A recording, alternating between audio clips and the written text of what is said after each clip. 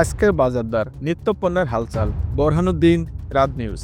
দেশের নিত্যপণ্যের বাজারে আজও সাধারণ মানুষের জন্য স্বস্তির খবর নেই। আলু, পেঁয়াজ, চাল, মাছ ও মাংসের দামে সামান্য ওঠানামা দেখা গেলেও বেশিরভাগ পণ্যের দাম আগের মতোই চড়া রয়েছে। আলুর দাম দেশি আলু 30 থেকে 40 টাকা কেজি, লাল আলু 35 থেকে 45 টাকা কেজি। পেঁয়াজের দাম দেশি পেঁয়াজ 60 থেকে 80 টাকা কেজি, আমদানি পেঁয়াজ 40 থেকে 48 টাকা কেজি। চালের বাজার মিনিকেট চাল 85 থেকে 95 টাকা কেজি, নাজির শাইল 75 থেকে 85 টাকা কেজি, মোটা চাল 65 থেকে 72 টাকা কেজি। মাছের দাম রুই কাতল 350 টাকা থেকে 550 টাকা কেজি, তেলাপিয়া 180 টাকা থেকে 220 টাকা কেজি, পাঙ্গাস 160 টাকা থেকে 200 টাকা কেজি, ইলিশ আকার ভেদে 1200 থেকে 2000 টাকা কেজি। মাংসের বাজার গরুর মাংস 750 থেকে 850 টাকা কেজি, খাসির মাংস 1050 টাকা থেকে 1150 টাকা কেজি। মুরগির দাম ব্রয়লার মুরগি 180 টাকা থেকে 200 টাকা কেজি, সোনালী মুরগি 280 টাকা থেকে 320 টাকা কেজি, ডিম ডজন 100 থেকে 120 টাকা।